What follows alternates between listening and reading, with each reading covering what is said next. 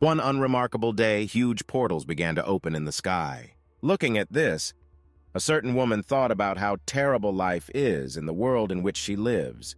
However, these thoughts were caused not only by an unknown and terrible event in the form of these portals, because on the contrary, it gave her hope that with the end of the world, everything could change. While the military and ordinary people were afraid of an unusual phenomenon, the girl began to suspect that only her life was so bad. The news has already said that these black holes have appeared all over the sky in the world, and at the moment, the cause of their occurrence has not been established, and all the government could do was advise to stay at home or go to some safer premises. But people had more and more theories, and because of them fear, people all over the world put forward all kinds of theories, but no one could say which theory was true. However, even in such a situation, there were those who liked this look, and they even dared to film it. And very soon the internet disappeared, which created even more anxiety, because people could no longer receive information on the internet. Literally a moment after the internet disappeared, something resembling an explosion appeared in the sky. School children who looked only at the phone did not immediately notice the purple light that covered all the streets. But this light very quickly transformed into something more, and this uncertainty absorbed people. As a result, all that was left was their clothes, and the organisms themselves disappeared somewhere. Explosions began all over the world, and all matter began to collapse into atoms at incredible speed. Strange things began to happen to planet Earth, and no one could stop it. Black circles surrounding the Earth emitted violet radiation. They began to turn back time, and at the same time, people began to disappear. And this is how the Earth returned to its original state. The end of the Earth has come, and now everything will no longer be the same. But everything happened because of this amazing and unknown event. However, that same woman who could not understand why her life was so terrible for some reason did not turn into nothing, and was holding in her arms a child who became the same as everyone else. She was the only survivor who could not yet fully understand everything. Her name is Yoon Seul, and from now on her life will never be the same. She will have to go through a lot. Sitting alone, Yoon began to remember that her life had been like this since she was 7 years old. One school day, she fell from a tree, and the other children called the teacher because Yoon had smashed her head on a rock. However, her head, smashed against a stone, returned to normal in just 5 seconds, and at that moment she realized that she was immortal. After that, everything only got worse and worse. The first significant event was the death of the parents who were killed by someone, and led by her own grandfather, experiments were carried out on her for 10 years. But one day there was a very powerful explosion in the laboratory that destroyed the building, thanks to which Yoon was able to escape from this hell at the age of 17. And for the first time in her life, she encountered such painfully blinding, bright, natural light. So she wasn't really afraid of the end of the Earth. After all, in her entire life, she has never had anything good in this place. So Yoon has nothing to regret. All the time, there were only problems and suffering that constantly went in a circle. However, in reality, there was something that was important even for Yoon. This was a child who promised to love her all his life. For her, this child was the only meaning of existence in this world. And in the end, this only light of hers disappeared without a trace, most likely forever. This fact made Yoon incredibly angry, causing her to simply scream at the top of her voice non-stop. This did not last long, and another hole began to emit a beam directly at Yoon. It all happened on the 17th of October. The end of the Earth happened, and on the same day, Yoon moved. And she moved to Earth in another dimension, where absolutely everything was completely different. When she appeared there, everyone accepted her as a stranger and brought her to some luxurious room. The soldiers reported to His Majesty, an important person in their dimension. This man ordered Yoon to sit with him at one huge table. They also immediately told her that she had been unconscious for 3 whole days. When Yoon sat down at the table, they ordered her to start eating and stated that they had prepared her favorite food. At that moment, a woman approached this person, and while Yoon looked around in fear, the person began to mention that this was Yoon's first trip through the portal. However, she did not listen to all this because she was too dumbfounded by what was happening. The woman called Yoon her treasure and said how glad she was for their meeting, which she had been waiting for so long. But after a moment, she decided not to hesitate and attacked the guard nearby. Since he did not expect this, Yoon was able to grab the sword and did it all as she considered it an ordinary dream. So she decided that in order to wake up, she needed to harm herself. because she believed that her life was already full of suffering, and she did not want to return to the same life. Having pierced herself, she only wanted this dream to end as soon as possible. And at that moment, Yoon again heard the voice of this woman, who calmly suggested that Yoon did not like the food. Because of this, she began to realize that she was still conscious, and she was in pain. She felt absolutely everything. The woman laughed at the fact that Yoon considered it all a normal dream that would end, after which she offered her help so that Yoon could make sure that all this was not a dream. The woman took out a stone and stated that she left this child on this stone, and now it exists only on it. She began to directly ask Yoon if she remembers this child, because now, after the end of the world, it should become even more precious to her than before. Having no other choice, she had to agree to everything this woman said. However, most of all, she was interested in the question of who this woman was and whether she was a person at all. And she only said that she was the mistress of this land, named Horson. After this, the woman began to get very angry, realizing that Yoon's mother did not tell her about her. The entire space around began to shrink. It was the pressure that this incredible woman or creature created. Yoon could literally feel him on herself. Her whole body, all her instincts told her to run as far as possible. However, even under such pressure, Yoon did not understand what this woman was talking about, so she could not answer as she wanted. But she understood one thing even at the level of feelings, that this woman is truly a bad person, which is why Yoon decided to turn the tables, after which she immediately walked towards the woman. But Yoon's attack with the very sword that she stole failed, because the woman's guards were not going to just watch her being killed. However, at this moment something began to dawn on Yoon. Despite the fact that it was just a guess, Yoon was almost completely sure. I am sure that this woman is to blame for the end of their world, and it was because of her that all the people suffered, as well as the child whom Yoon treasured. All the guards pointed their spears at Yoon, because they didn't understand how she dared to behave like that with their empress. And at that moment, something strange began to happen to her whole body, which is why flashbacks about that child began to emerge. When Yoon wanted to know why Yoon did this and destroyed their world, the empress came closer and asserted that it was none of her business. She took it very seriously. It was a big blow for her. Therefore, without hesitation or a drop of doubt, she began to attack again and broke the guard's spear without any problems. However, at the moment when the blade was at the empress's throat, something inexplicable happened. Some incredible force stopped Yoon, and a second later the empress's hand with mysterious force was already rushing to Yoon's head. But at that moment, some person threw something resembling an explosive. An explosion occurred in the room, because of which all the people in it were very scared, not understanding what was happening. The first thing the guards did was start searching for their empress, who always came first to them. Yoon also woke up and could not understand when her sword managed to break, and what caused it. At that moment, a large man in a mask appeared behind her and asked Yoon to stop. Having explained that in this way she would not kill this empress, the man took out another bomb and activated it. As a result, another very powerful explosion occurred. The guards immediately noticed that he had run away with Yoon, so they decided that they needed to turn off the portal and send people after them, as well as block all exits from the palace.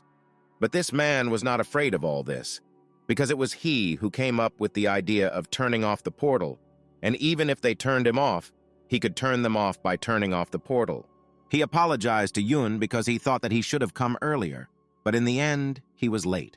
However, at that moment, she began to lose consciousness, and the man noticed this, but it was just a pretense, and when he relaxed, Yoon suddenly jumped up right out of his arms. In the future, she remembered these events. This voice, smell, mask of a man that she would never forget. Because of fear at that moment, she took a fighting stance with only a broken sword, after which Yoon, in tears, asked who this man was, and that's how her frightening and lonely story of revenge, full of suffering, began. Without waiting for an answer, she began to attack the man, from whom it was clear that he did not want to fight.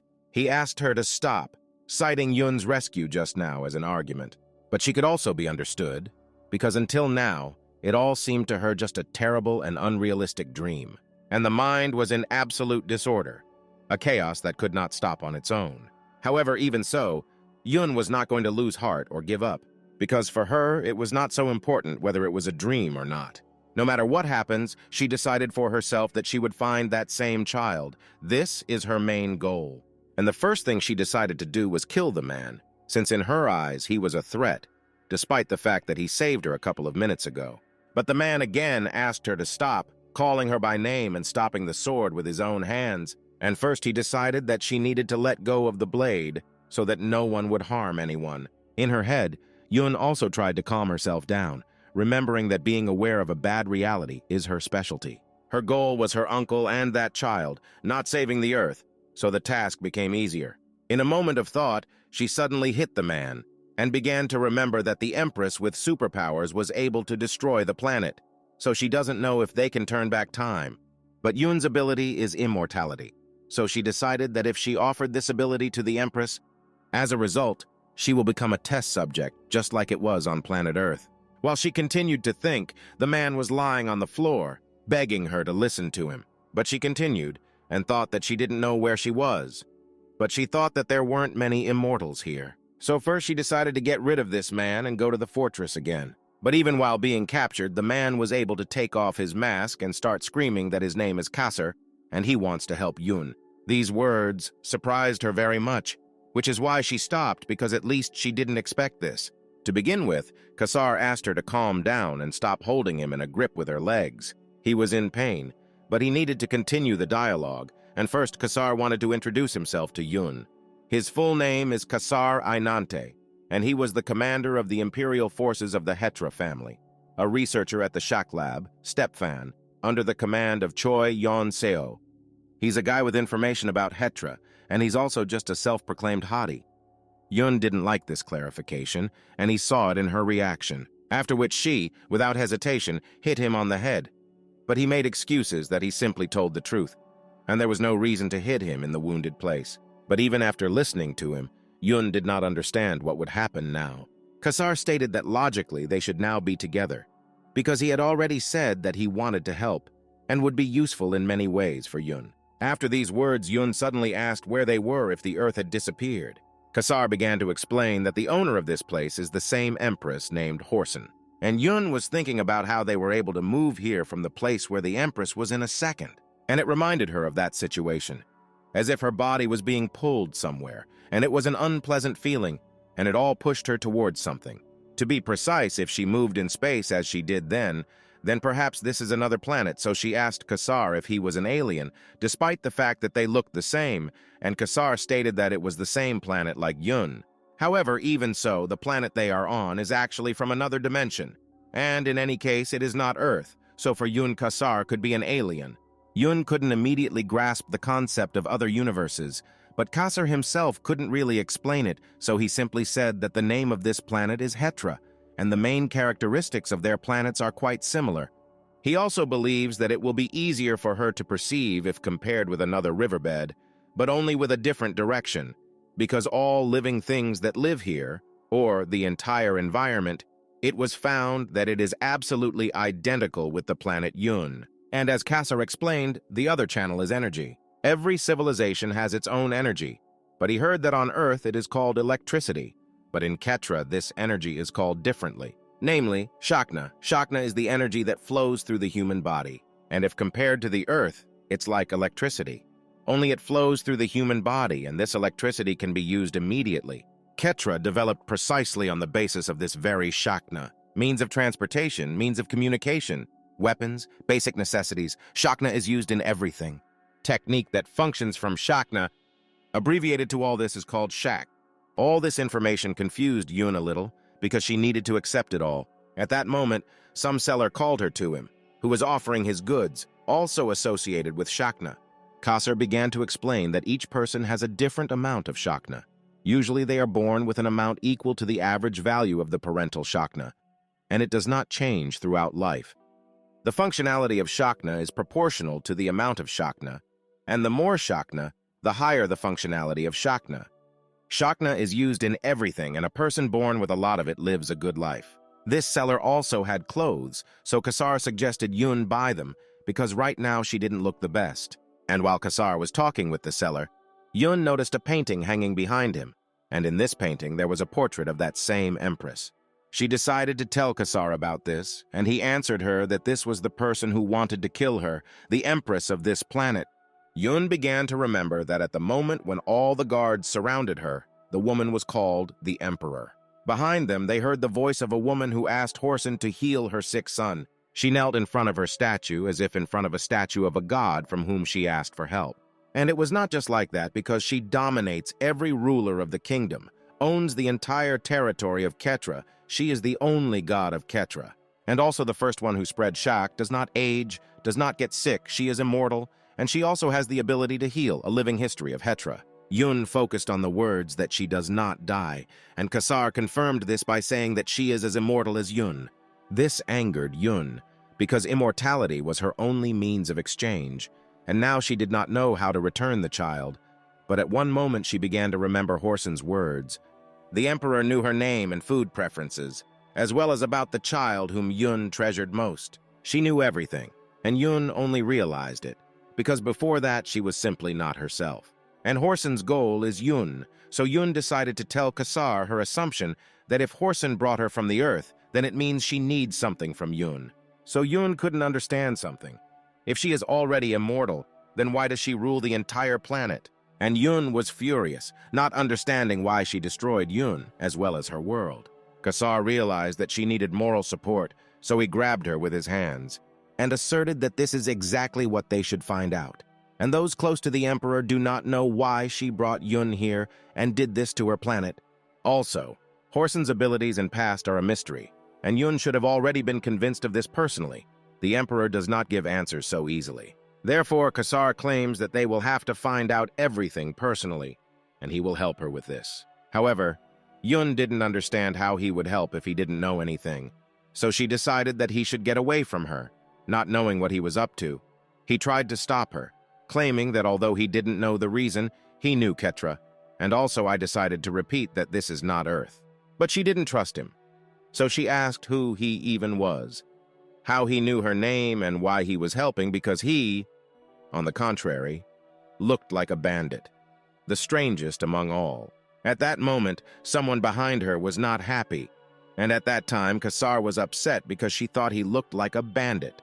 The very creature that stood behind her was a humanoid wolf who thought that Yun had hit him. She was terribly scared, and Kasar was still sad because she saw the bandit with such a handsome face and began to assume that it was because of the wound on his face. She could see fear in her eyes, and she decided to clarify that he was saying that the environment and living things are the same as on Earth. Kasar confirmed this information, and after this answer she did not understand what kind of monster this was. And when he looked at him, he affirmed that he had said in advance that it would be useful to her. Looking at this creature, he said that there are many things in this world that she does not know. At this time, other people were talking to each other, namely, that an order had come from the royal family, and a person must be found. By person they meant Yun, and this was an order from the king, so it must be carried out quickly and secretly. They were given a description of her and a description of Kasar, and were ordered to immediately kill her upon discovery. They stood at the grave and talked about the fact that Kasar had died, saying that his body was so damaged that it was difficult to establish his identity. They felt sorry for him, because for them, he was a good person who can rarely be met. But at that moment, one of them remembered that everything turned out well for the second. Thanks to this, he was able to take the desired place. Yes, it was true, this man in shining armor took Kasar's place. Now we return to Yun, and that humanoid wolf pestered them, saying that today, therefore, the horoscope was unsuccessful, and they also knocked down a calmly standing man, and in his opinion, for this they should immediately beg for forgiveness like dogs. Yun, seeing this, simply could not believe that such brute force existed. The creature began to say that he was just in a terrible mood, and they were just in time, because he believes that if a person does not know etiquette, then he will show them it. It started to get angry and talk about its difficult day, which really brought quite a few problems. Yun was surprised by such gloves, and Kasar noticed that this creature was a man, that is, the same person as Yun, and not a monster. She was even more surprised, and this creature asked who he should kill first. But the creature was not going to quickly deal with them, but wanted to kill one of them somehow beautifully, delicately. At this time, there was noise and mayhem in some room, and adults also asked some creatures not to touch the children. One of these creatures began to ask adults not to make faces, after which they said that if they had neither money nor position, then they did not need to give birth. They considered it obvious that aristocratic families would desire these children, these individuals. The creatures began to gather and decided that they needed to take things. And at one moment they remembered about their partner. And their partner was that same wolf. The children's parents tried to stop the creatures by calling them monsters and threatening to kill them. At this time, the humanoid wolf again repeated the question of which of them to kill first. Yun didn't like the fact that he was pestering him since they didn't have time anyway, so she just wanted to run away. But Kasar unobtrusively asserted that he would teach him a lesson, which Yun was incredibly surprised. This made the wolf very angry, and at that time Kasar asked Yun to think about the situation she was in, and that was the very reason why she needed him. However, after these words, in an instant this creature hit Kasar so hard that he flew away a couple of meters, and asserted that he was a man who kept his promises. So, as promised, he killed one of them beautifully. Yun, looking at his motionless body, could not believe that these were all just words. She couldn't understand what was happening because he was a commander, and that should have meant that he was strong, but in the end he flew just like a piece of paper. After this creature considered Kasar a scoundrel, for whom one fist is enough. Without thinking twice, he decided to move on to Yun, claiming that she looks weak, so it hurts his conscience a little. But even despite this, he is now so annoyed that Yun was also normal prey for him. However, she easily dodged the first blow, and this blow broke the ground, although even if it had hit her, she would still be alive. Even so, she was surprised by such monstrous power. Such a sharp deviation created interest on his part, because he did not expect such a thing from Yun. The creature began to try to attack again, and offered to dodge this time too. He threw something, and claimed that this magical power, which he received for 10,000 darts. This man was very confident in his motives, and decided that if he grabbed his victim's neck, he would not let go. After the throw, literally in an instant, he flew into Yun, hitting her in the stomach with all his strength. From such a blow, she flew a couple of meters away and could not understand what kind of power this was, and how he could be human. With one blow, he broke all her ribs, but fortunately she is immortal, because an ordinary person would have died immediately. Yun began to think about Shakna, and what has a Shakna is called Shak. So she assumed that these gloves received this incredible strength and speed thanks to Shak. She also really didn't like the fact that he looks like an animal but calls himself a man. She couldn't understand everything completely, so she decided that she needed to find out somehow. The monster noticed that Yun was better than Kasar, so he asked to entertain him. The first thing that came to her mind was to hit him on the legs with a stick, and the stick itself broke from the blow. From such a blow, the creature fell to its knees and began to laugh maniacally and very loudly without stopping. Yun at this time began to realize that her strength was not enough to resist him, and she would not die, so there would be no end to this, which is why she decided that she needed to run away. And while she was thinking about all this, there was already a fist near her that would hit Yun right now. It was another incredibly strong blow, and the monster asked her what she was thinking about if Tyson was standing in front of her. At that moment, his friends came to the rescue and confirmed that they had already finished, and noticed that he could not stand it and did such a thing. And he, in turn, justified himself by saying that he was already in a bad mood, so they also pestered. Faced with this, it becomes even clearer to her that this is not the world in which she lived. She began to remember the drawings and how the man and Yun praised them. But at one point they noticed a drawing in the corner, and as the child explained that these were monsters who tormented Yun, and in prison they ate only cucumbers. Yun tried to think carefully about the situation she found herself in. However, she began to realize that everything she knew had disappeared, and now everything was new before her eyes. Behind all this, there is something that she doesn't know about, but she can't even imagine what it is, because of which she believed even more that she was powerless. At this time, Tyson came for the children and said that they were cute, which made it clear why they were ordered.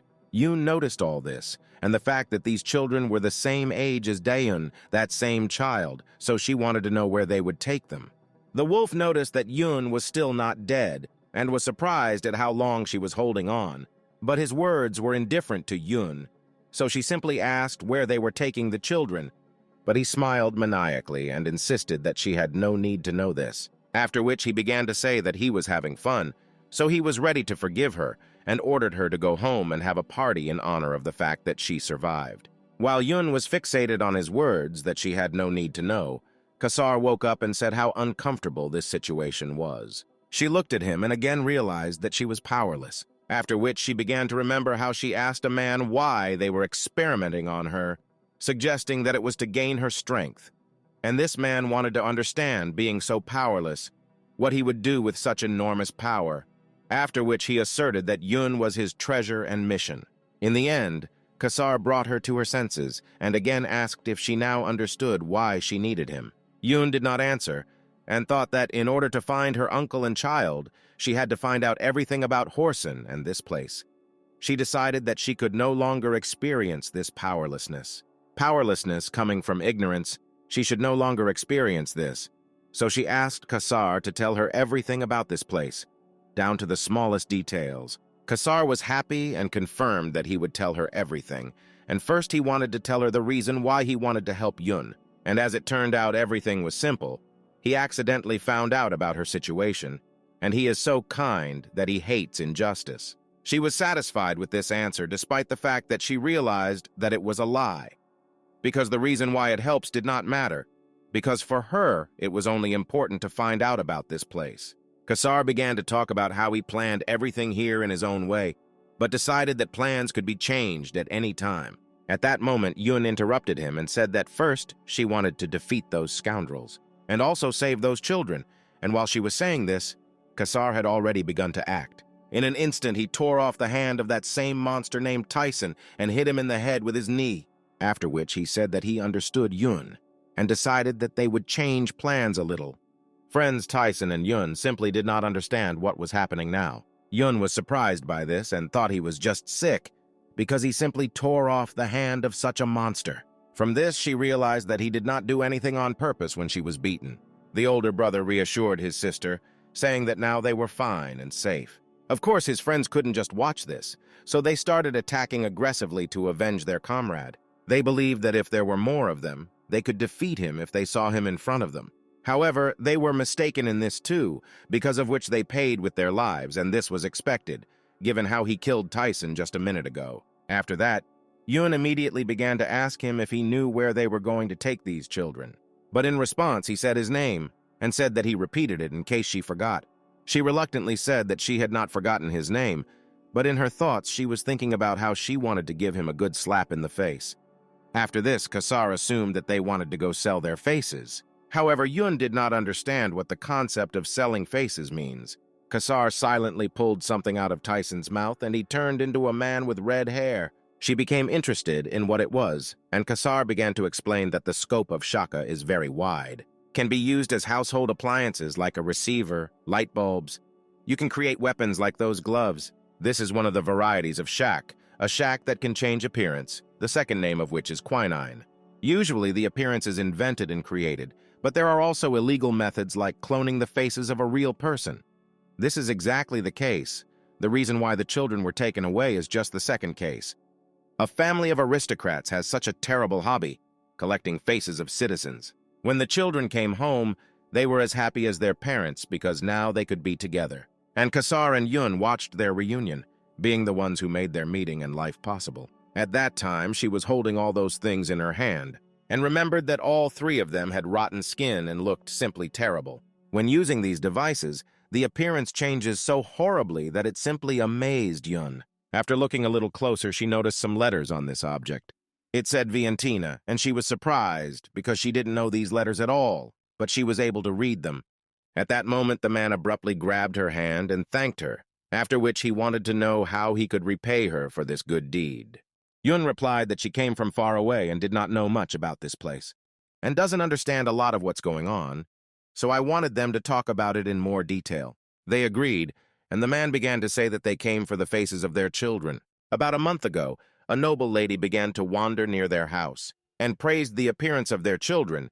She soon made them an offer, stating that she would buy the children's faces for an incredible amount. Several times they refused, and then the offer turned into this kind of threat. They continued to say that it is forbidden to have more than one identical person as quinine, because it interferes with the investigation if a crime is committed. But this law does not protect them. The problem with this law is that it says existing, not created. So these people took away the faces of the townspeople. and immediately kill on the spot the person to whom this person belonged. She could not understand how it could be that they kill people to avoid punishment for cloning faces, because this means that murder in this place is not a crime. The man laughed and realized that she really didn't know anything, after which he began to explain that people like them are the lower strata of the population. They are not accepted for people. Of course, murder is a terrible crime. But those who use hini are people with power, and if they are killed, then the murder will not even begin to be investigated. Yun is simply speechless from this information. In general, because of all these reasons, this family decided to leave this place. And thanks to Kasar and Yun, they were able to avoid this. But Viantina will not just leave them alone. Their addiction to collecting is beyond all imagination. So this family, without thinking twice, packed their things and hit the road. And Kasar and Yun had no choice but to just let them go alone and say goodbye. However, when Yun said goodbye, for a second it seemed to her that that girl was the child she was looking for. At that time, Kasar was thinking that he was thinking about Viantina. It's just quite difficult. That's why he put off visiting this place. And he understands how strong Yun is, but it was very dangerous there. Searching for information about the Emperor is a dangerous undertaking anyway, but breaking into Viantina is also a good option. However, Yun could not understand what he was talking about because Viantina was also written on that thing. So first, she wanted to understand what it was. In response, Kasar asked her opinion about how many noble families there are that use hini. And she thought there weren't that many of them because such a hobby is very strange. However, this was incorrect, and the correct answer is absolutely everything. There is not a single rich family on Ketra that does not use quinine. An expensive item is a way to show their wealth, and changing faces at will is entertainment for them. Although there is a side reaction, which is expressed in the fact that the whole skin begins to deteriorate, but this does not affect health. It will simply seem that the skin is rotting. Among them, there are those who clone the faces of existing people, such as today, but there are also those who make their appearance better, or turns his servants into funny and mysterious creatures. Viantina is the company that creates hini. In short, it is the center that brought together all the powerful people of Hetra. He decided to reason with Yun that if she were the owner of Viantina, what would she do in order to compete with those who own wealth and power? Yun remained silent, not knowing how to answer such a question. And Kasar began to tell that the method that the owner of Viantina chose was unusual, namely collecting a huge amount of information. Collecting information that could compromise their weaknesses. This is the weapon of the owner of Viantina. Moreover, this man boasts so much about his closeness with the Emperor that there is a high probability that he knows something. About the imperial family, or even about the Emperor. At that moment, some girl in another place was happy that today had come, claiming that she had been waiting for this for a long time. Some person began to apologize to her, saying that they kept her waiting for a long time. But the man began to claim that as soon as his brother Tyson returned, they would create quinine for them. And these words were spoken by the master of Viantina. That Byron. At this time, the guy we saw earlier, who was known for taking Kasar's place, thought that a strong barrier had been installed in the imperial house that did not allow Shak to enter the house, and the environment with which you can enter. There are simple knives, a bow and a spear. The sheikh in which there is Shakna is destroyed by one touch with the barrier. And he was angry at the fact that something says that Shak destroyed not only the barrier, but also the wall. So he didn't understand how this was possible. At that moment, some guy approached him who called the man as a commander, and he, in turn, wanted to know if they got the result. The guy confirmed the readiness of the results, and began to say that the Shak, which was used in this incident, was developed in Stefan's laboratory, a very complex development. The device that destroyed the barrier is so damaged that it is impossible to determine it. And this is the first time this man sees such a complex system. Even looking at the remains of the apparatus, it is clear that the defining variable does not exist, and this man who created it knows a lot about Shaka. He wanted to know if they had determined the location of the translator, which was installed on the suspect's neck. And as it turned out, yes, they were checking the location. But something is deliberately interfering with the reception of the signal, and this something was in Kasar's pocket. Without thinking twice, he asked them to stop, saying that he would still be on Ketra, after which I remembered that the soldier said that the portal was green, and depending on the color of the portal, the movement is different. Yellow has a radius of 1,000 years. Blue, 5,000 years, and green has a movement radius of 40,000 years.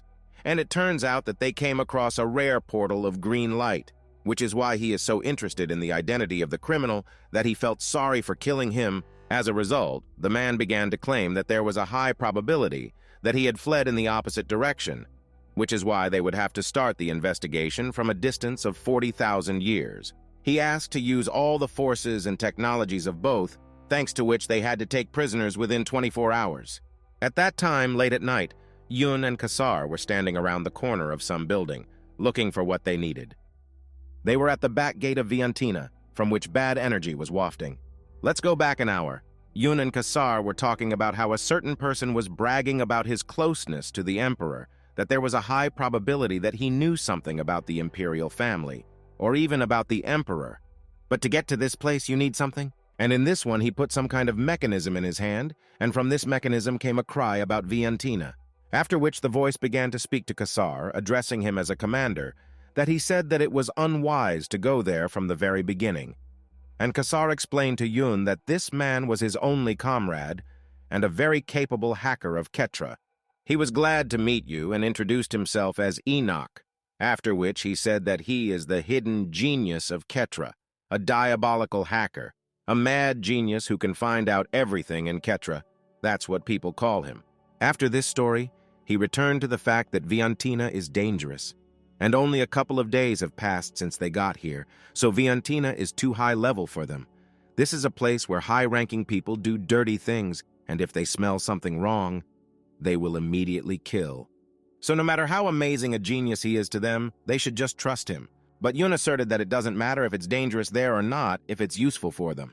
However, he didn't understand how it could be unimportant if they could die. And Yun immediately said that she couldn't die. That's why she said that it doesn't matter. And Kassar also said that she's immortal, so it doesn't matter to her. Besides, he said that she fights well. The man on the reverse side didn't understand a little, and tried to compare this immortality with the Emperor, and the fact that she doesn't die. And as it turned out, Kassar really didn't tell his friend about it. This made him very angry because he believed that there was no need to talk about something else. But it was worth talking about this first of all. Hearing this, Yun decided to personally explain that even if her heart was cut, even if she was cut into pieces, even if she is crushed so that her body turns into powder, she will not die. And if she was caught and tortured, she would find a way to get out. Whatever it was, she asked for help. The man on the other side listened to this and said that there is something called Ram. This is the weapon of the owner of Viantina, the theme of Byron. This is exactly what they are looking for. Shack which contains all the information about Ketra. And in an hour, a carriage will arrive at the back gate of Viantina. This is a cart of soul sellers, and they must get to Viantina in a cart. Those caught will be unconscious and drugged. They must also pretend to be unconscious. The scum will do their dirty work. They will not check everything carefully. They will do everything quietly and quickly. The men who owned this cart were surprised that there was so much goods today, and the driver said that everything he loaded turned out to be a little more than usual. And that man asked to share with him if the driver sold the goods for an expensive price. After this short dialogue, they said goodbye and the driver went to sell. Their friend said that it would take him about 3 hours to hack Viantina, and his role was to find out the location of Rem and help them get out of Viantina. Rem's theft will fall on the two of them. Their identity is already known. So if possible, he needs to avoid invading Viantina, and working outside the building has its limitations. He will not be able to control the Viantina gates for long while outside of them. So while he works to escape Viantina, they must take Rem. For starters, he decided to send a map of Viantina and Rem's location. He will tell you when they are inside. However, despite all the genius of this hacker, this is his first time working without training, so if possible, he asked not to get caught. Those who worked there ordered them to move faster and ordered his assistant to make them appear in front of the guests. They started taking a special stone to do something to those who were handcuffed. Kassar asked Yun if she was worried about the situation they were in. He decided to play a joke by saying that as soon as she appeared in Viantina, she immediately began to rob, because it was Yun who took that stone. And Yun answered the previous question, stating that she was not at all scared. As a result, in Viantina on the ground floor, there was an exhibition hall where there were many monsters. The workers at this time continued to lead the prisoners along the alley, and for them, it was just work. They began to notice that the prisoners began to wake up, but still continued to look at their tablets. And Yun didn't understand something, holding in her hands the very stone that she stole with her hands cuffed. And with this crystal in her hands, she began to attack the guards who were supposed to ensure that the prisoners reached the right place. Taking the opportunity, they acted quite wisely by wearing the suits of these men, despite the fact that they did not quite fit. However, now Yun was wondering what they would do with these people, and Kassar argued that now it is best to leave everything as it is. Because of the medication, they had to be out for 3 days, and unfortunately, they don't have the ability to take care of these people right now. For Kassar, this was all normal, and he was interested in where YN first learned martial arts, and how she explained that her father's sister taught her all this. Kassar was surprised by this statement, but Yun asked her not to call her as a family, because her sister and father were sociopaths. But she doesn't remember her father. She was a researcher in the laboratory where Yun was kept for 10 years, and this girl told her that if Yun wants to live like a person, she should be silent and study. For her, this girl was a robot without feelings. She was an unpleasant person, just looking at her felt stuffy. Kassar was a little surprised by this, but at least he understood how Yun got the correct poses in battles. And at that moment, the device started working, and the man said that they needed to go to the first floor, the exhibition hall. The second and fourth auction halls, in which there were quite a lot of noble people, as well as the fifth floor, the director's office, which was currently empty. For some reason, Yun was wary of all this information and could not relax. And she also saw that there were so many underground floors, but nothing was written, which is why it was impossible to understand what was there. And Kassar casually said that there was most likely a fighting arena there. There they dress the slaves in quinine and force them to fight until one dies a terrible death. This is a very terrible scene, and at that moment they were interrupted by the same man who claimed to have found out the location of Rem. According to his data, Rem is either in the owner's left pocket or in the director's office under the table in the safe. But wherever he is, it will be incredibly difficult to get Ram from both places. In the end, after all these stories, he decided to wish him only good luck. Kassar began to think that the master might be in his office, but there is still a possibility that he will be in another place, so he suggested moving separately, because he thinks that she did not open the safes, so he will go there. And Yun had to take care of his pocket, and he also decided to give him something before leaving. She didn't quite understand what it was, so Kassar quickly explained that it was a means of communication that was connected to him and Inoku, and then asked him to put it on his ear. Enoch was the same man, and he checked if he could be heard. And after a positive answer, Kassar decided that it was time for them to split up and gather from the one who stole Rem. As a result, after some time, YN walked along the street and tried to understand where the owner was, thinking that the territory was so huge that even finding him was a problem. Up close, this place looks even weirder because the servants were wearing such horrors and people are having fun thanks to this. This only made her think about what kind of garbage they are, and that it would be nice to burn them all in this building. At this time, some people nearby were talking about some kind of design and both laughed at it, after which they mentioned that yesterday their servant's son was made quinine, and the second person said that such an interesting event cannot be carried out alone. But all this was not very interesting compared to what her ears caught now. Some man said that the owner was going down to the arena and asked to strengthen security and start checking the barrier system, after which they would immediately join. Another was surprised that it was already starting and began to talk about how Freihe should win this time. But the other asked him to stop placing bets, because the owner could reprimand them for this. From all these dialogues, Yun only understood that he was going to the arena, which means she also needed to go down. She began to literally follow these creatures because she understood that this was her chance to find the right person. The goal. Yun began to plan what to do next and realized that this was the entrance, and this creature was checking right at the entrance. It was the entrance to the library, and they entered there thanks to a special code on their hand. Having seen such a thorough check, she could not understand how she could get there and do what she had planned. And at that moment, a man began to shout at the servant, saying that his clothes cost a lot of money and he ruined them. So the man immediately ordered to seize him. The worker tried to beg for forgiveness, saying that he had made a mistake and asked to show mercy at least once towards his servants. Yun became interested in what would happen to him now and where they would take him, so she asked a fellow worker about this, and she explained that he was being taken to the arena to be torn apart there. And when they came here, They signed a slave contract, and if they make even a small mistake, they will be immediately thrown into the arena. And if you don't want to die, then you need to come to your senses. And of course, Yun considered this not a danger, but a chance and an opportunity to get into the arena without any problems. The guy who was supposed to be taken there for a minor offense was in shock and looked at it with tears in his eyes. Kassar and that guy were simply in shock because they overheard everything that was happening with her at that moment, and they realized that she was in a bad position. The guards immediately headed towards her, not understanding how she dared to do such a thing, and right in front of their eyes. She was handcuffed and thought that it would be easy to go down. The only problem was that she didn't know how to check her owner's pocket. Kassar started laughing furiously over the earpiece and saying that he didn't even think that she would hit her so hard. And Yun was thinking at that time that she would first determine the location of the owner, after which she thought that this was her first time having such an experience, and she did not understand what to do, but she believed that there would be a way anyway. But that guy was very scared, and even thought that his heart would stop, but Kassar still considered her a good fellow, and confirmed that the performance had already begun, so the director would not go up to his room for another half a day.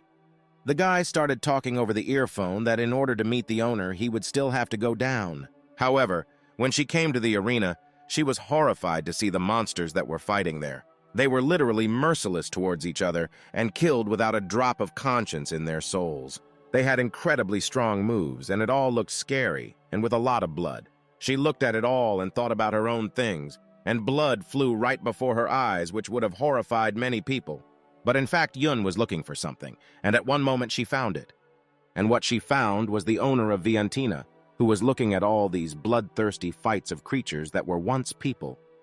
Meanwhile, Byron, at first glance, is an arrogant bastard who mocks the weak and does not deserve life in any format. The guard who was leading Yun approached a man with pink hair, and this man was waiting for this guard. And he was surprised by the fact that so many people came down today. But the guard thought that on the contrary, it was good, because there is always not enough loot. Without thinking twice, he agreed with this statement. It was Vinkra, the intermediary of Viantina weapons. He decided to see how he would dress them up today. The guy cried from fear of the future, and Yun was indifferent to all this. The guy cried and asked for help, based on which Yun realized that he was in severe panic. However, I thought that this was normal because he just spilled the wine, and for this he would have to die, since the rules here are very strict, and nothing can be done about others. But Yun thought that this girl definitely needed to be taken out. After these thoughts, she decided to say directly that she knew that they would put Quinine on her and force her to fight to the death. The man laughed and was surprised that she was so strange and calm, and even a little knowledgeable. But quinine is given only to masters. They are different. And they were supposed to participate in the break between fights, like a snack for monsters. The man began to explain that it was a certain hunting time in the game, and as he said this, a couple of armed men were preparing to fight against him. The atmosphere of the arena will be diluted by monsters with their blood, but Yun did not like this at all. After all, this was a battle of monsters against people, where the advantage is obvious on which side, given the capabilities and dimensions. This guy continued to cry and asked to save him, but the man said that he signed the contract when he came here, and he must know that if he does not die, then his entire family will be sold as booty, and he simply needs to sacrifice himself. After these words, he gave him something and asked him to calm down. Yun was disgusted by it all, and she wanted to just blow up the entire building. When she was thinking about it, he offered a pill, which she refused. She didn't take it because she understood that her body still doesn't respond to medications, whether it's poison or a sedative. They aren't absorbed and don't give any effect. Anything that's even a little harmful to the body is immediately perceived as poison. Whatever she takes, she can even experience dizziness, and in a second the body recovers. At this time, there was only one person left in the arena, and when he died, they would immediately release Yun and the guy, so the man recommended that they prepare. He decided that he would dress them up well before the battle, and offered them a choice of weapons according to his wishes, because he believed that they would die anyway, so he needed to at least dress up nicely. After which he decided to explain everything. But Yun began to understand in her thoughts that this bastard was trying to do something useful, like care before death. The only thing she wanted to know was whether all the weapons were Shak, and as the man assured her, they were all Shak, because now there are practically no weapons without Shak. and Yun decided that if they said that the residents of Ketra have shock, it means that she is a stranger. She will not be able to activate it. So she had to choose something that can be used even without activation. And when she chose both a bow and a sword at the same time, the man was a little surprised. She divided this bow with blades in half, because she thought that if it was divided like this, it would become a full-fledged sword. And if you combine it back, then a bow that can function quite well. Sword and bow, the most familiar to her among all. And since these are ordinary weapons, she can fight without shack. However, she only noticed that if this is a bow, then where are the string and arrows? And as the man stated, for this you need to activate shack. But he noticed that with her shack, she couldn't even pierce the skin of the masters. But Yun didn't listen to him, and thought that she wouldn't be able to use a bow. Although initially she didn't plan to fight seriously, the fact that she's not a rival is already clear. She also remembered that the one she met at the market was too strong for her, and this one was probably the same. So the minimum weapon to avoid a crushing blow was enough. At this time, Kassar had also already reached the director's office, where he was looking for what he needed. All the guards were unconscious, and Kassar calmly told Yun over a micro-earphone that she should not stand out, because if she arouses interest, it will become more difficult to get out. And if suddenly something goes wrong, the plan changes, because of which a second meeting with Kassar will be a priority. Yun was not going to argue, because she also understood the seriousness of the whole situation and how to act. At this time, a man in the arena came out and started talking about how there was too little blood, too little fighting, and asked people not to worry. After all, he stated that something happened that many could look forward to. The two loots that they value so dearly came as an addition, and of course they meant the Guy and YN, and today's main character named Prihi had to fight against them. The man suggested that this eye do a warm-up with these two victims, right before the fight, so that it would be a kind of warm-up. People were shouting that today they had bet on him, so with all their hearts they wanted him to eat Yun and the boy. And this monster was only happy with this turn of events because he would never refuse to kill someone. But Yun didn't even pay attention to all this now, and just thought about her own, about the plan, thanks to which everything should be normal. The owner was sitting on the opposite side, and Yun decided to take advantage of that monster's feature, and the guy, without thinking, rushed headlong into battle, having with him only a very weak weapon that would not help in any way. But at the very last moment, Yun was able to save him from the blade by simply moving him aside with her hand, after which she began to ask what was wrong with him and why he ran forward, as if he deliberately wanted to die and forget himself. But the monster was incredibly happy about it all.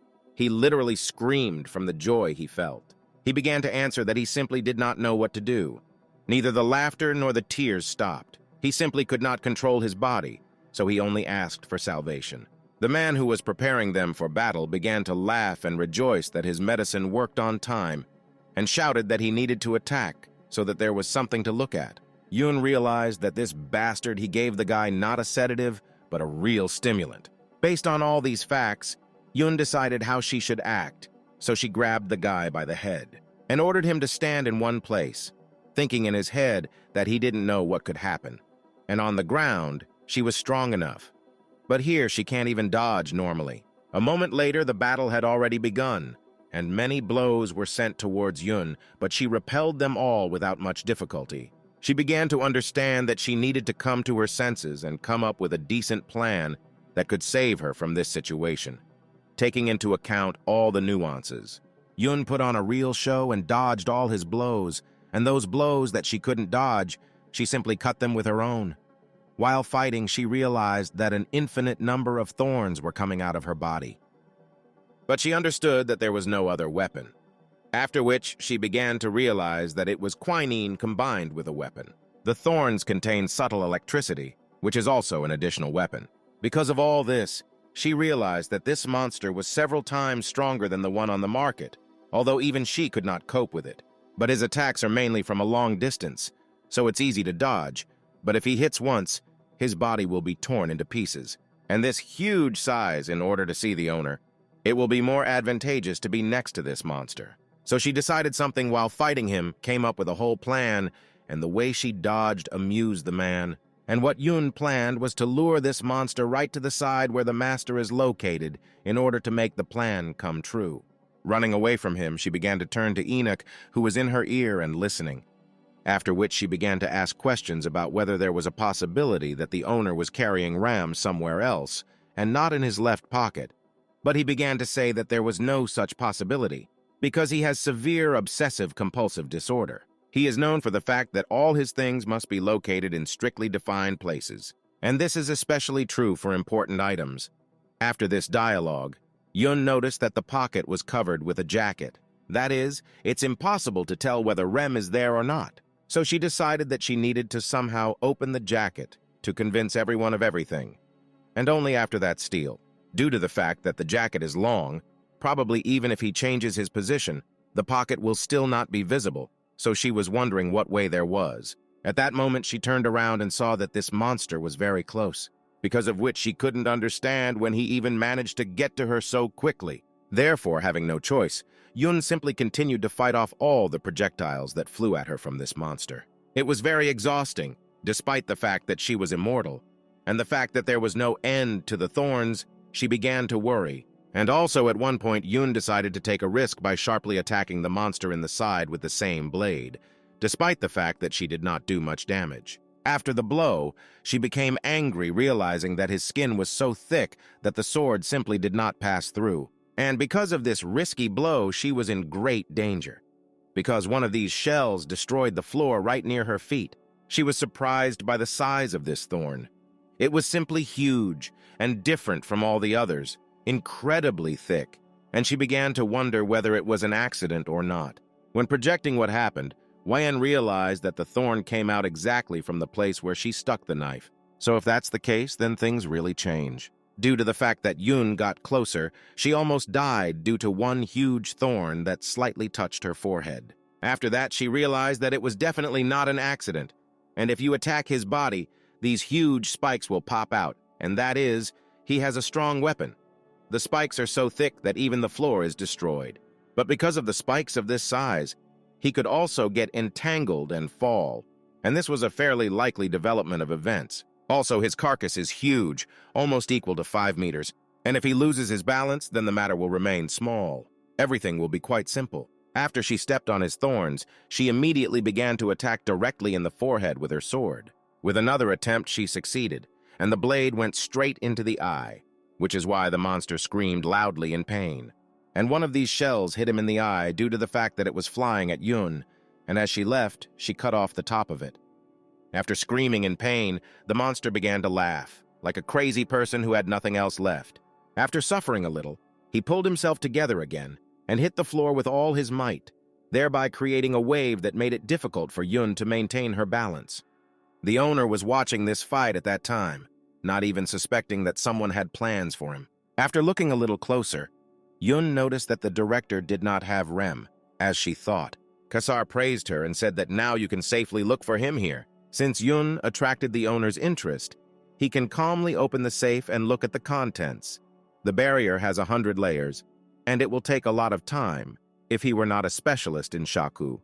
By the time he unlocked the first layer, he would have already died. The girl next to him laughed and said that this victim was quite interesting. And the director said that the main thing is that everyone is having fun. Only they thought that it was necessary to further entertain all the guests who came to watch the real show. Kassar talked with Enoch and asked how well he had done, stating that he thought he would finish faster than planned. Enoch in turn also thought that he would finish it quickly, but first decided to pull out Yun. Enoch asked Yun if she saw an open door next to her or somewhere nearby in her field of vision. He ordered her to go there, and he said that he would show her the further path, so there is no need to worry. The monster at this time was already coming to his senses and was preparing to start running after Yun again in order to kill her as soon as possible. The girl was surprised by this, because she didn't think that this monster could still stand up, and the owner said that this was a new skill. They strengthened the skin tissue so that he could endlessly grow it, like the bark of a tree. And the more he gets hurt, the stronger he becomes, stronger and stronger each time. However, Yun realized that now the attention was too focused on her, so making rash movements was not an option. After which she began to remember that before she came here, the workers immediately removed those who died, so that the guests would not see them.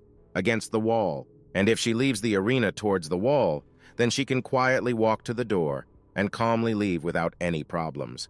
So she decided that the best outcome would be to pretend to be dead, although the wound would heal, but the blood would flow so that she could deceive the audience. After which she began to remember about that guy and that he was also standing around the same place, so she decided that she would take him with her. She didn't understand what he was doing, but assumed that he was showing her with gestures that she needed to activate Shaq. However, Yun still wouldn't be able to activate it, so she only wanted him to stand there. And at that moment, she realized that this was not what he was saying at all. The fact was that a bunch of thorns were already flying towards her, which carried a mortal danger. Yun decided that this was great, on the contrary, because if they hit her, her whole body would be torn apart, and everyone would think that she was dead. However, this guy couldn't watch how the girl who protected him was being killed, so he ran as close as possible, shouting for her to activate the weapon. Yun was angry because she wanted to save his life, so she told him to stand there because she still wouldn't be able to activate it. But literally, in an instant, his body was already flying away at very high speed as if in a tornado. The monster killed him without much effort, thereby upsetting Yun, who was thinking of taking him with her. She couldn't believe it, so a lot of emotions came out of her. And at that moment, some creature appeared that activated a certain newcomer system, greeted Yun as a hostess, and introduced herself as an assistant for conducting instructions. After which he began to explain that this weapon is used as a bow and sword. Yun was in shock, not understanding what it was, but still listened to what he was saying.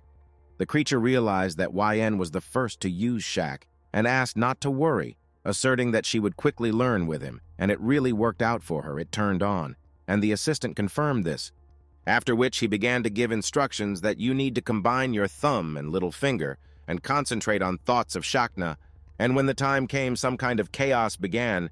Yun began to attack with incredible speed, which she was very surprised by.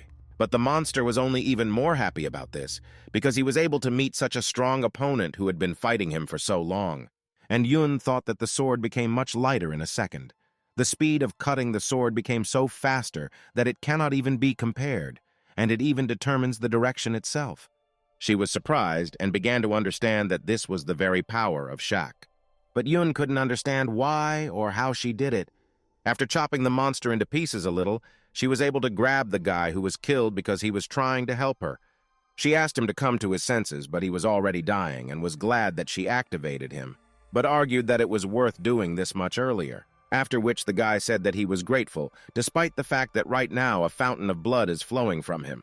Yun was surprised, not understanding what he meant, and the guy said that he was grateful because she helped him.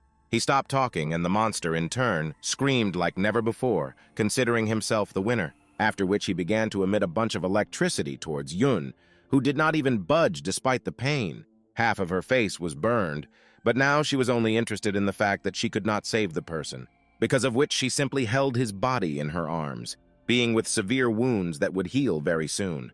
Unlike the guy, at that moment she began to remember her past when the gas explosion happened and the door closed. That same father's sister, even in that situation, turned to Yun and said that if she left at least one alive, she would not be able to get out of here for the rest of her life. It was precisely because of this that she reacted so sharply, and sitting by the corpse, she apologized, claiming that she could not protect him. Therefore, she did not consider herself kind at all, given all the actions that were committed in the past. Kassar realized that the situation was tense, so he told Yun that it was impossible to start, and you only need to think about how you can get out of there, after which he said that he took Rem out of the safe. And now it was only a matter of time before the boss noticed the loss.